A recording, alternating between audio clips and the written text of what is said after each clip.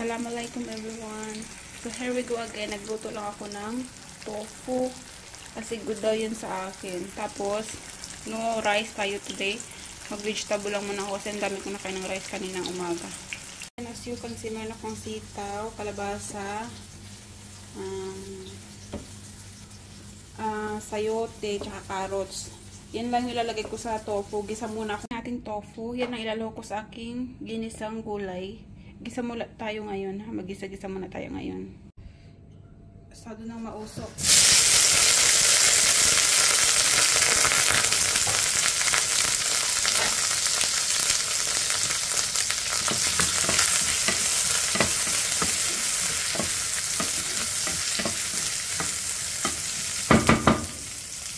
So, gisa lang natin yan siya, no? Ayan, bawang sibuyas lang nilagay ko kasi ginisang gulay lang naman yung ano ko.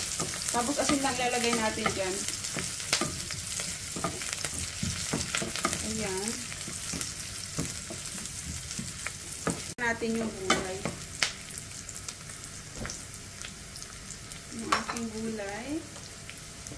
Ayan. Magmuong gulay tayo ngayon kasi nasabi ng aking doktor.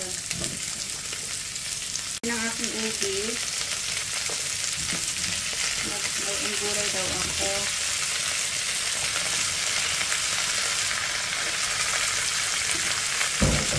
Dinamihan ko na yung luto ko para bukas na rin na kainin ba. O mamayang madaling araw. Kasi nagugutom ako lagi madaling araw.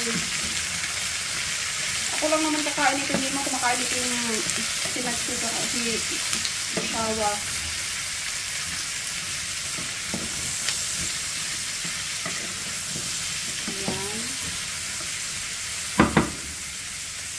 Colorful lang ating gulay.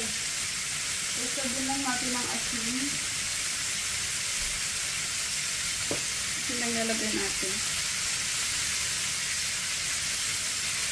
Pero ito para sa amin ni baby.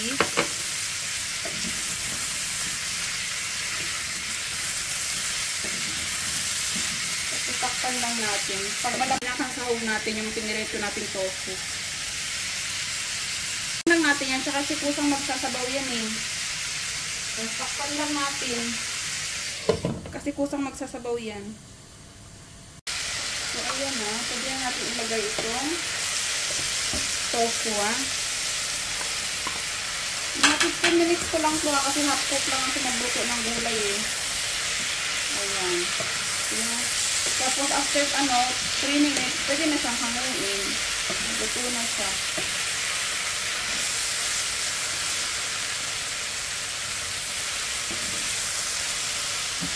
Ayan. Ganito lang. Masarap na yan.